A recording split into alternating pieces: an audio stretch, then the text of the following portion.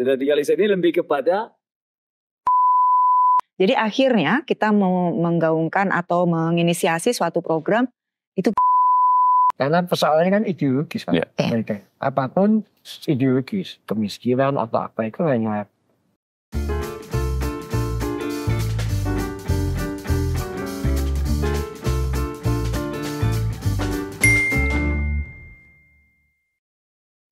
Halo sahabat pemasyarakatan, bertemu kembali dalam program podcast Voice of Corrections, Let's Talk About Corrections.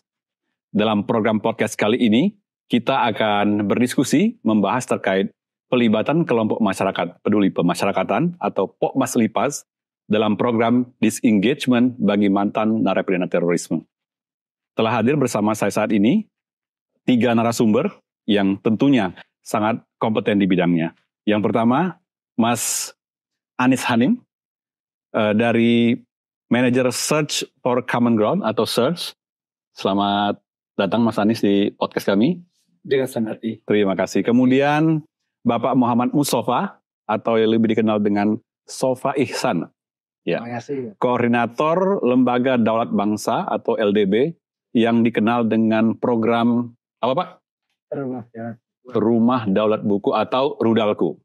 Kemudian yang paling cantik hari ini hadir bersama kita Ibu Ati Mai Kurniawati, penanggung jawab bidang pelibatan masyarakat dalam upaya reintegrasi Direktorat Jenderal Pemasyarakatan. Sahabat pemasyarakatan, sebagaimana tadi saya sampaikan bahwa ada 3 clue atau 3 bidang yang akan kita diskusikan hari ini. Pertama terkait disengagement, kemudian POKMAS LIPAS atau kelompok masyarakat peduli pemasyarakatan, dan yang terakhir adalah mantan narapidana terorisme. Baik, untuk memulai diskusi kita hari ini, saya akan mulai dulu dari Mas Anis. Siap. Ada kata disengagement, dan beberapa kita juga sering menyebut kata deradikalisasi. Apa sih sebenarnya bedanya antara disengagement dan deradikalisasi, Mas Anis? Oke, Mas Edward. Jadi ini terkait dengan konteksnya adalah penanganan mereka yang terlibat atau yang pernah terlibat dalam tindak terorisme atau kekerasan terorisme. Nah, penanganan itu memang ada 2 macam ini. Jadi itu terkait dengan istilah ini juga. Yang pertama adalah menangani perilaku kekerasannya. Kemudian yang kedua adalah menangani mindsetnya. Nah, disengagement ini memang berfokus kepada perilakunya. Okay. Jadi disengagement itu upaya untuk membuat mereka yang terlibat dalam kekerasan, dalam arti ini tindakan terorisme, itu tidak lagi mendukung kekerasan atau menganggap bahwa kekerasan itu dibenarkan. Kemudian yang kedua juga kaitan mereka dengan jaringan kekerasan atau jaringan pelaku terorisme ini. Nah, jadi disengagement itu upaya atau proses melepaskan para mantan napiter ini dari mendukung kekerasan dan juga dari jaringan kekerasan atau jaringan yang melibatkan mereka melakukan kekerasan. Sedangkan deradikalisasi, deradikalisasi ini lebih kepada menangani mindset radikalnya. Nah, biasanya dalam konteks Indonesia, mindset radikal itu dihubungkan dengan mereka yang punya aspirasi ingin mengganti Pancasila, ingin menolak demokrasi, bahkan mungkin juga ingin merubah apapun yang ada di sekarang ya, sistem ekonomi segala itu kita anggap sebagai mindset radikal. Yang deradikalisasi upaya untuk membuat orang yang punya aspirasi radikal ini menjadi moderat lah. Oke. Itu. Jadi clear ya, maksudnya ada perbedaan ya, term atau definisi dari deradikalisasi itu sendiri dan disengagement ya. Oke, ada program tentunya, ada proses di situ ya. Kira-kira apa nih yang dilakukan? Atau yang Mas Anis lihat dari sisi Search for Common Ground, dengan adanya program deradikalisasi, disengagement, ini apa yang dilakukan, proses atau mekanismenya sendiri? Ya, nah disengagement ini memang lebih tangible ya, lebih ketara atau lebih nyata karena kita melihat perilakunya, bukan pikirannya. Nah, biasanya orang yang berperilaku kekerasan itu memang ada teori sebab akibat dengan lingkungannya. Oke. Nah, salah satu lingkungan yang membuat orang terlibat dalam kekerasan itu dia dalam lingkungan atau jaringan yang memang memang mempunyai kegiatan kekerasan ya. Dalam konteks ini jaringan terorisme itu adalah jaringan yang memang istilahnya kegiatan-kegiatannya itu merancang untuk melakukan kekerasan ya. Oke. Nah, karena itu disengagement itu biasanya prosesnya dimulai dari membuat orang yang sebelumnya terlibat dalam jaringan ini tidak lagi berhubungan dengan jaringan lamanya. Nah, itu misalnya yang dilakukan di lapas pastilah ya, dia di penjara ya. Di penjara itu salah satu cara untuk memutus jaringannya dengan jaringannya. Nah, tapi ini kan mungkin sementara ya, selama dia di dalam lapas mungkin dia terputus. Tapi mungkin kita tidak tahu di dalam lapas ketika dia dikunjungi itu mungkin juga masih ada koneksi tertentu ya. Nah, karena itu perlu juga dibuat atau diberikan insentif supaya mereka tidak lagi tertarik untuk melanjutkan dengan hubungan dengan jaringan lamanya. Okay. Nah, jadi itu biasanya kita berupaya memfasilitasi mereka mendapatkan jaringan baru istilahnya atau lingkungan baru yang dia mungkin bisa lebih nyaman daripada jaringan lamanya. Okay. Nah, itu bisa dalam bentuk pertemanan, jadi pertemanan baru. Ini dilakukan oleh Pak Sofa ini salah satunya. Oke, sekarang kita bicara tadi jaringan baru, pertemanan baru. Kita tadi juga menyampaikan bahwa ada Pokmas Lipas ya kan, kelompok masyarakat peduli pemasyarakatan gitu ya Bu Ati ya. Iya betul. Nah, itu kan juga dalam kerangka membuat jaringan baru atau lingkungan baru bagi mereka. Nah, kira-kira Bu Ati setelah kita kan sudah tahu bahwa memang Pokmas Lipas ini sudah digaungkan sudah sejak lama. Nah, sejauh ini bagaimana Bu Ati progres dari Pokmas Lipas ini dalam proses disengagement terutama bagi mantan narapidana terorisme? Oke, terima kasih Mas Edward. Di sini pengen sharing saja, Pokmas Lipas ini memang sudah dibentuk di Jenpas tahun 2020. Di Jenpas juga selalu melakukan evaluasi terkait dengan pelibatan masyarakat ini. Nah, evaluasi ini juga menambah bagaimana menguatkan peran dari Pokmas Lipas terhadap proses disengagement bagi narapidana teroris. Di situ kita juga libatkan pemerintah daerah. Karena bagaimanapun juga pemerintah daerah juga punya tanggung jawab nih untuk memberikan juga hak-hak mereka sebagai warga dari bagian dari masyarakat yang sebelumnya mereka ada di antara mereka. Gitu. Jadi setelah dengan adanya pemerintah daerah ini makin banyak dukungan, kita lakukan evaluasi kembali Pak Edward. Ternyata di situ masih berdiri masing-masing. Pemerintah melakukan apa, Pokmasnya melakukan apa gitu. Belum ketemu ya, belum ngobrol ya. Nah, itu sayang gitu loh. Okay. Ini pemerintah punya program nih untuk support misalnya terkait dengan administrasi Dukcapil atau mungkin terkait dengan perizinan usaha bagi mendukung mereka mantan ex-napiter yang memang punya minat wirausaha gitu. Jadi akhirnya kita mau menggaungkan atau menginisiasi suatu program itu Gria Abipraya. Bagaimana mengkolaborasikan semua pihak, baik itu Pokmas Lipas, kemudian dari pemerintah daerah dan juga stakeholder lainnya yang memang punya potensi untuk mendukung penyelenggaraan pemasyarakatan bagi narapidana eks-teroris. Jadi saat ini kami membangun Gria Abipraya untuk menghasilkan kolaborasi, menghasilkan layanan yang bisa memberikan intervensi yang tujuannya tadi disampaikan oleh Mas Anies kalau itu bisa menjauhkan atau melepas eks-napiter dari kelompok jaringannya. Kelompoknya jaringannya. Iya, betul. Nah, menarik nih Bu Ati sudah sempat menyinggung soal Gria Abipraya, sahabat pemasyarakatan. Nah, yang masih penasaran terkait apa sih sebenarnya Gria Abipraya itu, kita sudah punya Paspedia ya, program episode pertama. Nah, teman-teman nanti bisa lihat atau klik langsung linknya terkait Paspedia, fokus terkait dengan Gria Abipraya. Oke, sekarang ke Pak Sofan. Kita sudah bicara bagaimana pelibatan masyarakat dan Pak Sobat sendiri kan sebetulnya sudah menjadi salah satu partner dari Direktur Jenderal Pemasyarakatan ya melalui beberapa programnya. Udah punya PKS juga kan? Iya kan? Bagaimana Bapak melihat keterlibatan masyarakat terutama diwakili oleh misalnya organisasi Bapak gitu.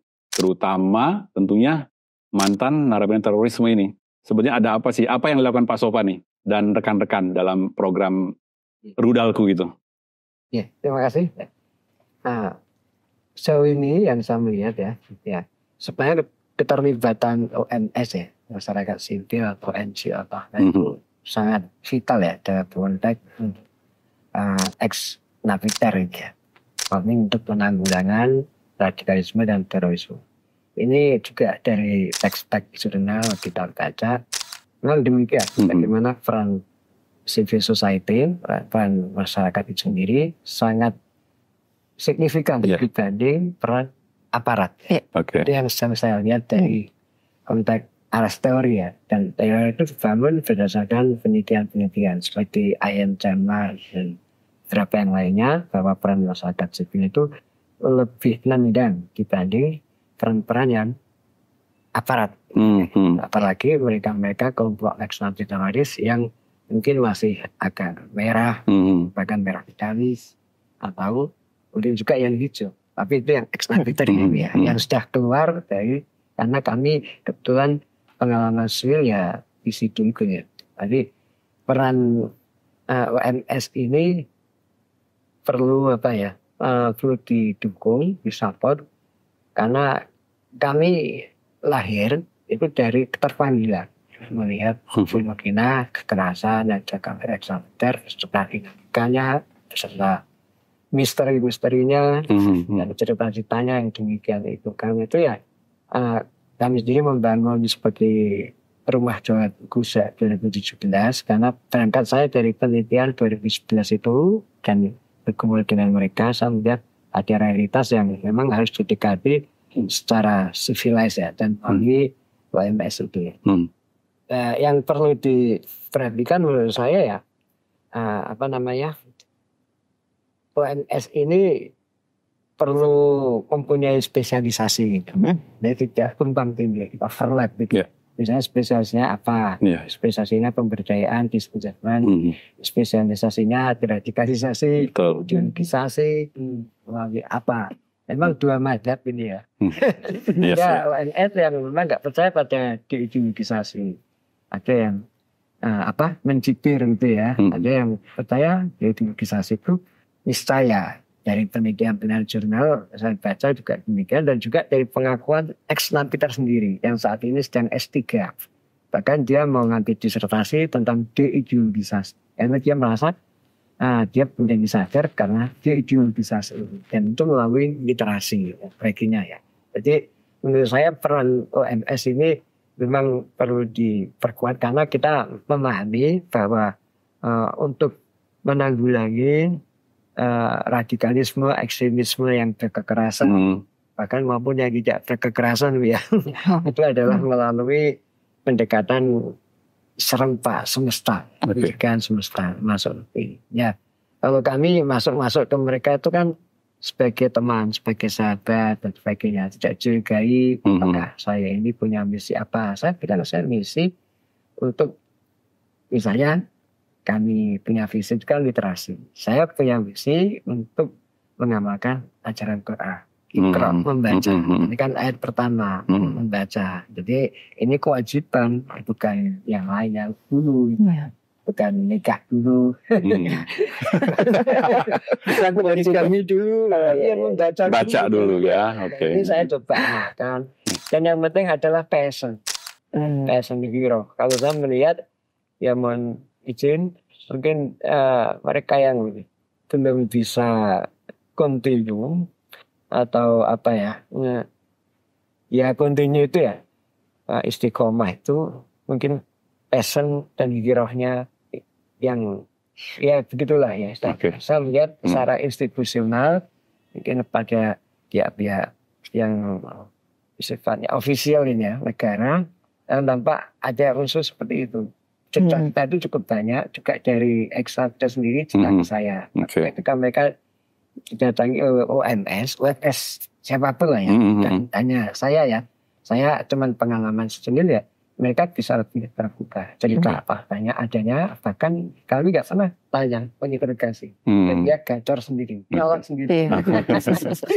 Saya lebih baik dia mendengarkan ya. Gitu. Jadi itu peran. Karena persoalannya kan ideologis kan. Mereka. Apapun ideologis, kemiskinan atau apa itu hanya faktor ya. Dan terus faktornya itu yang penting. Nah, Bu Ati tadi Pak Sopo sudah menyampaikan bahwa banyak pengoptimalan OMS itu, organisasi sipil itu kan. harus dibagi-bagi bidangnya biar tidak overlap. Nah, sebetulnya di Mas Lipas ini kan bukannya, setahu saya ada juga ya pembagian biar tidak overlap tuh beberapa, misalnya satu orang keroyok berapa program apa segala macam, itu gimana di programnya yang Bu Ati usung sini seperti apa itu? Iya, jadi kalau Gria Abipraya ini kan wadahnya ngumpulnya orang-orang yang punya kepedulian terhadap pemasyarakatan. Harapannya semua bidang ada di sana, Pak. Karena yang tadi saya rasa pelaku ex narapidana teroris ini, mereka punya latar belakang tindak pidana yang berbeda-beda. Tentu saja butuh intervensi yang berbeda. Itu nggak bisa kami lakukan sendirian. Yang tadi Bapak bilang pemerintah sendiri lakukan, tidak mungkin. Jadi untuk itu ada Gria Abipraya dengan banyak jejaring yang ada.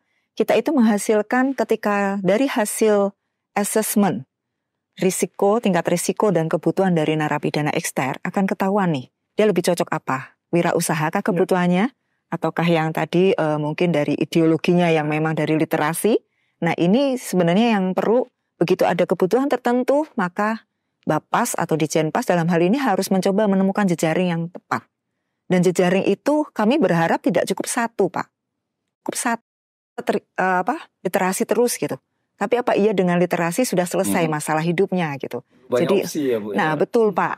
Nah makanya kami dengan banyak jejaring, opsi-opsi itu bisa terisi. Ya. Seperti itu. Nah saya tertarik juga ini, wah ini harus jadi Pokmas ya. gitu kan. Nah tantangan tuh, gabung di Pokmas, undangan. Ya. Langsung kita ini kan. Karena kami juga sebenarnya pengen punya Pak, ke depan itu tantangan kami juga menghasilkan suatu layanan, kurikulum khusus buat narapidana teroris.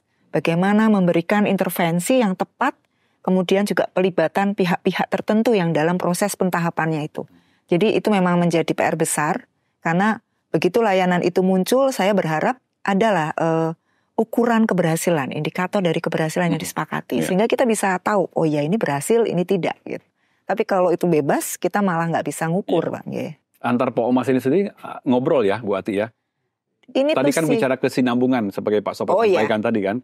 Ngobrol nggak sih sebenarnya Pokmas-Pokmas yang ada ini sekarang? Sebenarnya secara tusi, ini Bapas yang punya peran untuk memberikan forum. Nah makanya ada GA, ada sekretariat GA itu untuk forum berembuk bareng. Okay. Bapas yang tahu ada kebutuhan, karena melalui litmas dan hasil asesmen itu kan muncul dari PK.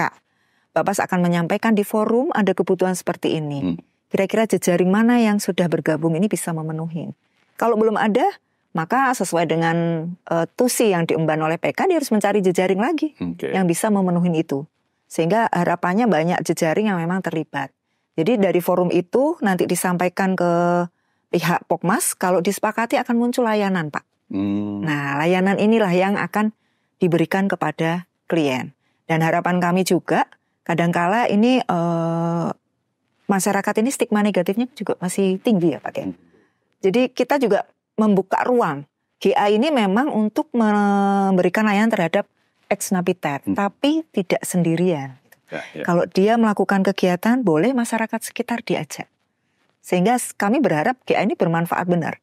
Kenapa masyarakat luar diajak? Kami juga ingin ada pembauran di sana. Sudah terbiasa dan masyarakat sendiri, oh iya, ini kami berharap stigmanya juga menjadi turun. Seperti itu Pak Irfan. Oke, Mas Anies, Bu Ati dan Pak Sopat sudah menjelaskan nih progres dan juga challenge sebenarnya kan. Itu terbaca nggak sih sebenarnya dalam policy brief yang search buat gitu sebenarnya? Atau ada tambahan-tambahan tantangan lain ternyata yang muncul di policy brief yang dibuat? Ya, tadi seperti diungkapkan Mbak Ati sama Pak Sofa. Jadi setiap orang itu punya perjalanan, katakanlah perjalanan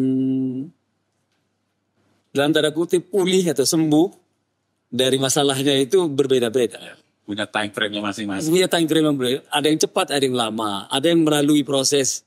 Misalnya mindset-nya berubah, ideologinya berubah, lalu kemudian dia berubah semua. Ada yang juga dia tidak mau berubah, tapi dia coba bilang, saya tidak akan lagi melakukan terorisme. Nah, yang begini-begini ini kan berarti perlu respon atau kebutuhannya masih berbeda-beda ya kan. Nah, tadi saya kira tantangan pertama adalah bagaimana solusinya itu individual. Jadi bukan solusi one size fits all itu atau kolektif. Karena ini perjalanannya berbeda-beda. Makanya asesmen dari penting ya. Nah, itu asesmen penting dan opsi untuk merespon juga lebih banyak, perlu lebih banyak. Itu anunya. Nah, kemudian repotnya mungkin ya kan kebutuhan spesifik ini yang existing mungkin ada yang memang belum bisa dipenuhi. Misalnya ya yang ya klasik itu kan orang butuh income ya supaya dia bisa terlepas dari jaringan lamanya. Butuh modal. Sedangkan dia bukan pengusaha, tidak punya passion untuk berwira swasta. Terus apa sih solusinya ya kan? Nah gini-gini ada dramanya masing-masing ya kan? Antara provider sama user ya. Mungkin itu artinya. Pak Sofas sendiri gimana nih kalau bicara tadi capital, modal, itu sumbernya dari mana kira-kira? Ya. Karena kan tadi kebutuhannya kan butuh ya ekonomi itu mungkin yang utama gitu. Bagaimana memprovide itu Pak Sofas? Ya mohon maaf kalau saya selama ini tidak menjadikan faktor ekonomi itu sebagai faktor atau fitus faktor yang utama orang masuk ke terorisme. Sejauh yang saya lihat dari beberapa event, ya mereka lebih pada faktor ideologis itu yang menurut saya. Dan ada juga yang memang mediocre. Dia tidak mengerti apa-apa, dia hanya jual beli senjata, yang ditangkap dan itu izinkan. Dan tadi ada kastanisasi atau leveling itu. Yang mungkin assessment yang perlu difikirkan. Karena selama ini kan Islam itu sudah terbantukan secara ekonomi oleh dan sudah bahwa ada HMI, Vital, semuanya apa itu teman-teman, Mike Subang dan Jakarta lainnya dan di Sumatera. Itu belum menunjukkan semua juga. Walaupun sudah di assessment itu oleh aparat assessment ini dan sebagainya. Karena kebutuhan ekonomi itu menurut saya yang terjadi apa sekarang? Hanya komisi-komisi yang besar di ekonomi. Mereka waktu dan sebagainya. Maksudnya saya, wah ini jadi gitu-gitu. Ya itu akhirnya ketomalasan. Karena uang itu memang kita yang besar. Makanya saya sangat menjauh dari uang. Kecuali saya diberi. Itu assessment yang mungkin perlu direkonstruksi lah. Selama ini hanya pengalaman saya sendiri ya. Dari uang itu ternyata itu saya nggak tahu dengan ekonomi yang jauh-jauh. Misalnya dari pihak barat. Apakah itu sebagai pancingan untuk melihat apa sih akibat. Makanya kami tidak berangkat ke situ lebih ke siapa lagi untuk konteks narapidana yang masih di dalam. Saya dulu sudah usul banyak di diskusi itu. Justru saat di dalam penjara itu narapida harus dikasih buku bacaan macam-macam. Karena misalnya di daerah Gunung Sindur atau yang JKS itu sudah ada pengajian panggilan buku. Saya juga bantu. Itu saatnya golden time itu di situ harus baca. Jadi begitu keluar mereka jadi narapida yang intelektual. Kalau perlu membaca, semakin banyak membaca itu menjadi bagian dari remisi. Kalau dia setahun membaca berapa buku itu menjadi remisi. Makasih buat wacana itu sebetulnya. Saya sudah sampaikan tuh pihak aparat itu tuh ya ini yang tidak diperhatikan di bukunya sehingga mereka begitu ya saya kira mereka happy aja. Saya lihat karena faktor yang masuk ketika mereka sharing bukan faktor itu. Jadi ini mungkin men-state juga ya sebenarnya kalimat selama ini yang seolah-olah segalanya itu soal ekonomi gitu ya. Ternyata mitos ya. Mengkhianati mitos. Aktualitas disengagement. Terus kewirausahaan dan sebagainya. Saya menemu mereka dengan kondisi yang itu ekonomi, saat buku yang sebaik berapa dia mereka senang saja. Dia merasa terima kasih saya sekarang bisa membaca itu apalagi yang saya serahkan buku umum bukan hanya agama. Kalau agama itu kan nanti bikin siu. Ini tokoh ini nggak menarik dan sebagainya. Kalau rekonstruksi dalam assessment dan aksentuasi dalam miskinify dan yang diperlukan tuh kota bukan hanya format. Kayaknya dari tadi kita sudah ada kopi nih di meja kita gitu kan. Nah ini boleh kita nikmati nih. Kalau nggak salah nih budaya Bu Ati ya. Ini salah satu produk dari GA-nya binaannya Bu Ati ini. Ini dari Geria Abri Praya Bapak Semalang ya. GA Pujon. GA Pujon. Boleh. Silakan. Ya. Tos gitu.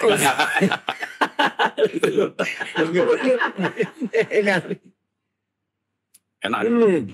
Gimana? Ini produknya kalau nggak salah juga dijual di depan Bapas ya.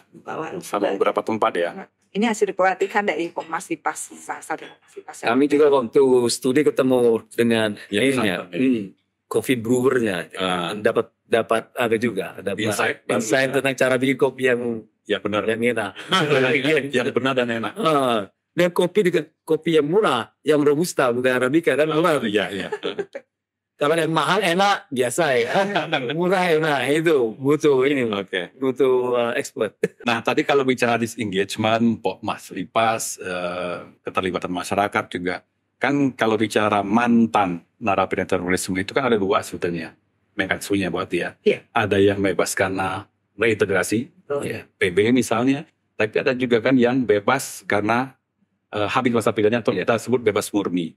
Nah ini kan sebetulnya dua mekanisme yang berbeda dan juga tentunya punya problemnya masing-masing.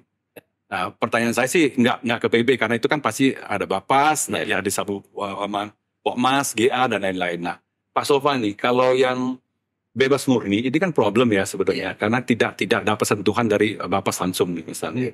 Pak Sofwan menemukan nggak sebetulnya ada kendala di mana nih ketika proses disengagement itu jalan atau berproses? Ya, memang ada ya yang bebas murni. Iya. Bilang saya di Bandung, dulu ide mobil. Ya, waktu dia masih di NK, istrinya itu sudah kita rudal. Maksudnya kita berikan kegiatan. Kita rudal di rumah. Ini ya teman-teman ya. Kami rakyat kecil ini lagi bisa rudal. Waktu suaminya masih di NK, itu kami sudah ngadakan kegiatan di rumah. 2 kali malah. Istrinya berganti bukan kami bentuk kegiatannya kan di rumah mereka, ekstrovert. Kita minta untuk mengumpulkan anak-anak datangnya dari SD sampai SMA. Terus ternyata bisa ya mereka. Jadi, dia ada izin sama suaminya. Bahkan suaminya waktu di NK itu sempat nelpon saya. Ya kali itu kita gambar buku. Ini ada berapa napiter, ada 15 dia cerita. Terus saya kirim buku saya karena nggak punya jalur. Akhirnya saya kirim ke istrinya mungkin lewat dia. Misalnya ada online ditanya buku, bahkan saya berikan permintaan dia buku yang gimana nggak sepenuhnya. Saya sweet kan buku ya. Buku-buku apa biasanya Pak yang banyak menarik minat mereka? Itu mindset mereka itu masih buku-buku keagamaan yang itu belum berkembang. Makanya saya membiarkan napiter dikasih buku yang mau ngajak berpikir. Bukan hanya sejarah ya siro-siro ya itu bagus. Tapi mereka itu masih terkungkung dengan buku-buku yang seperti itu. Ini kan gimana masuk negara kita nantinya? Saya bilang kan terkungkung dengan kekerasannya. Sudah kayak diinginkan.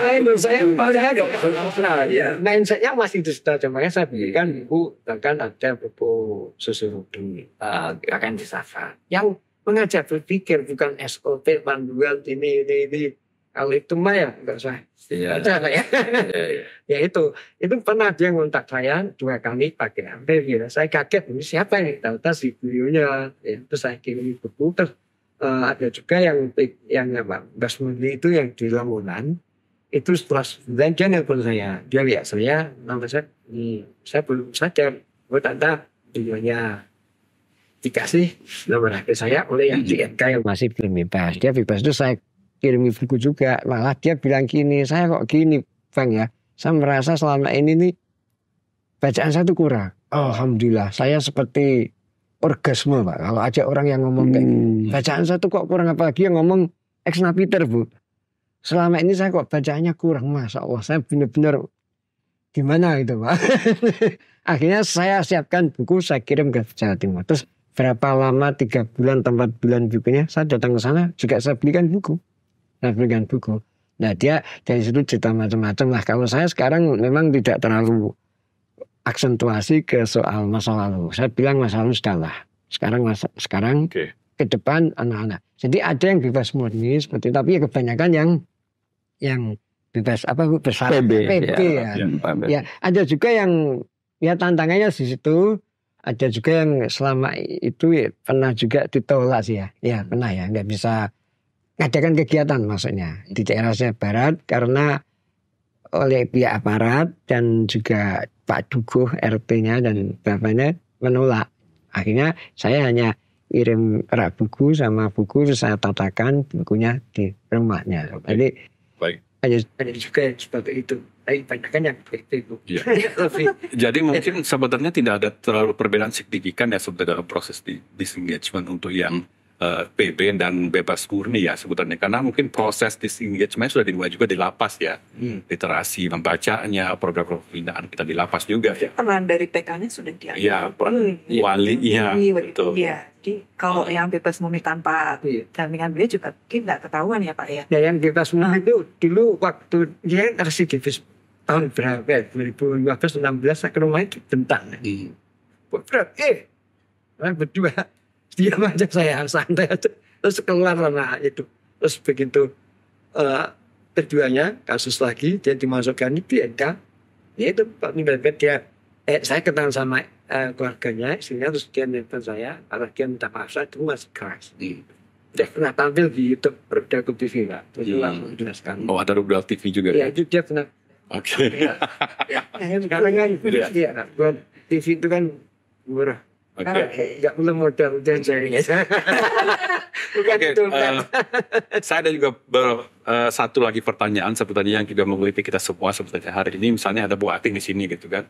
Nah penting juga kita bicara perspektif gender ya dalam proses disengagement, terutama mantan napi teroris gitu. Bagaimana Mas Anies dari Search melihat perspektif gender ini berjalan atau jadi hambatan tidak sih sebetulnya dalam proses ini di sini? Atau malah oke nih ternyata juga salah satu pintu masuk yang pas juga nih ketika kita bicara melihat sisi perspektif gender.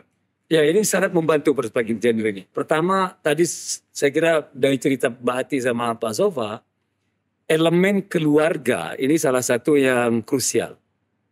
Jadi ketika salah satu pasangannya itu berbeda atau ya istilahnya menentang upaya dia untuk katakanlah untuk kembali ke masyarakat, maka itu prosesnya akan lebih sulit. Tapi kalau pasangannya itu mendukung upaya dia untuk kembali, tidak lagi terlibat dalam jaringan kekerasan, itu biasanya dia akan lebih cepat. Nah, gender bisa melihat ini gitu. Jadi melihat kebutuhan spesifik tergantung dia dalam posisi siapa. Kalau dia laki-laki biasanya dia punya kebutuhan dan juga perlu dukungan juga sesuai dengan karakteristik katakanlah gendernya gitu. Nah kadang-kadang kita melupakan ada peran istrinya yang kira-kira bisa membantu. Proses sebaliknya kalau yang jadi pelaku adalah perempuan, biasanya juga dia punya katakanlah elemen yang mempengaruhi di situ yang kira-kira sebagai perempuan itu siapa nih yang paling dia patuhi gitu. Apakah suaminya atau ayahnya atau ustadznya atau siapa gitu. Jadi dan anaknya misalnya gitu, dia punya anak. Jadi elemen ini perlu dilihat sebagai apa tadi itu namanya enabling factors, ada faktor-faktor yang mendukung ya. Nah, yang perlu dieksplor juga, yang perlu ditemukan, gitu Pak. Makasih Mas Anies. Nggak terasa nih kita sudah kurang lebih 30 menit ngobrol-ngobrol ini ya. Tapi pertanyaan pamungkas mungkin yang terakhir adalah harapan ke depan ya sebetulnya. Itu penting juga nih. Nah Bu Ati ini mewakili representatif dari Ditjen Pas atau juga saya lupa tadi mengatakan Bu Ati itu sebagai ibu GA-nya pemasarakatan Indonesia, gitu kan? Apa Bu Ati harapan ke depan, terutama pelibatan Pokmas, GA dalam proses disengagement ini? Kita berharap ada suatu program khusus layanan GA yang memang khusus untuk narapidana teroris. Baik itu tidak hanya pada saat X ya, tapi sudah mulai pada saat narapidana. Iya, di lapas sampai dengan di Donmas. Bahkan dengan DA kita ingin mulai dari awal pas ditahan. Densus, BNPT juga ikut terlibat. Dan Pak Sofa juga ikut masuk, sudah mulai terlibat nih. Kalau tadi Pak Sofa menyampaikan literasi selesai bukan masalah usaha, tapi ternyata di beberapa pengalaman di Ditjen Pas atau di teman-teman di Bapas, ternyata ada faktor ekonomi juga yang menjadi hal membuat dia berubah. Dan kemudian ingin itu memungkinkan. Sehingga Ditjen Pas pengen memperbanyak macam-macam intervensi yang khusus nanti bisa membantu pemberhasilan disengagement pidana teroris. Dari Rudal Pak Sofa singkat saja mungkin apa sih harapan ke depan di proses ini? Atau apa yang sudah dilakukan Rudalku ini ke depan akan seperti apa nih ke depannya? Ya. Saya atau merudalkan semua masyarakat Indonesia gitu kan? Iya. Setelah rudal kita luncurkan semua, saya memimpikan next lah saya itu menjadi civitas. Mereka dedikasi pada masyarakat. Memang tujuan kami kan membuat gitu, rumah mereka kita lagi. Terus dan usahakan kita kemudian digital belajar bagi masyarakat. Dan mereka bergerak secara senang bulan untuk mengajak anak-anak sekitar rumahnya, jadi tidak jauh-jauh, untuk membaca di rumah mereka. Jadi setelah itu jadi disertasi. Itu yang saya akan lakukan. Itu sampai sekarang memang belum terideal ya, ada kegiatan dan sebagainya. Karena kami hubungannya kan hanya jejaring sel. Jadi kadang-kadang ada yang saya bilang kalau Anda mau buat sel sendiri nggak apa-apa, nggak usah ngomong sama Amirnya. Saya kan tak penting itu untuk membuat masyarakat cerdas. Itu kami mengajarkan mereka seperti itu. Sampai ada yang kita kirim buku, mereka jualan buku. Kalau mereka bilang buku ekonomi ya saya jual buku aja. Ya, terus ya tantangannya sebenarnya justru dari masyarakat sendiri. Masyarakat itu ada yang nggak percaya soal dimensional, soal radikalisme. Itu saya cukup sering. Itu. Jadi apa yang saya lakukan jangan apa ya? Ngapain sih? Ya, nyari-nyari aja gitu. Itu tantangan masyarakat. Kalau Esna Peter itu kan sudah terdeteksi, terkalkulasi jumlahnya gimana dan sebagainya. Itu masyarakat yang ekstremisme tidak berkekerasan itu ya, itu tumbuh besar kan. Lebih banyak dari terorisme. Itu tantangannya seperti itu ya. Belum lagi stigmatisasi dan sebagainya. Mungkin itu yang kami hanya mengharap lahir jihadis literasi, masyarakat melalui literasi dan itu dari para ex-navigator. Terima kasih. Terima kasih Pak Sofa. Terakhir, search for common ground nih setelah melihat mendengar harapannya Bu Ati dari Dijen PAS, kemudian Pak Sofa sebagai perwakilan dari NGO lokal gitu, apa yang bisa ditangkap atau harapan ke depan dari search? Apakah akan ada program-program baru nanti ke depannya? Harus. Iya kan? Monggo, harus. Ya. Jadi ditonton. Ya tentu kami committed ya untuk bekerja untuk membantu apa yang kami bisa lakukan untuk makin memajukan lah ya upaya-upaya yang sudah dilakukan selama ini. Yang jelas yang kami suka adalah dari Bu Ati atau dari dengan Adrian Praya dengan Pak Sofa dengan Rudalku atau literasi tadi, ini solusi yang kami anggap sebagai solusi tanpa permusuhan. Jadi kita melihat, kita memperlakukan orang-orang yang katakanlah melakukan terorisme, tapi kita juga bersimpati bahwa mereka masih bisa berpeluang untuk kembali menjadi warga negara yang baik, menjadi orang-orang yang produktif. Dengan tadi pendekatan-pendekatan yang bersahabat sehingga dia tidak lagi merasa perlu untuk kembali ke jaringan lama. Ya. Baik, sekali lagi terima kasih Mas Anies, Pak Sofa, dan Bu Ati juga. Obrolan kali ini sangat punya makna dan sebenarnya sekali lagi ini juga membuktikan bahwa pendekatan multi-stakeholder approach ya dalam penyelenggaraan pemasyarakatan di Indonesia itu menjadi salah satu good practice. Betul. Di Indonesia dan juga dunia. Jadi sahabat pemasyarakatan sekali lagi terima kasih sudah menyaksikan podcast Voice of Corrections. Let's Talk About Correction episode kali ini. Sampai jumpa.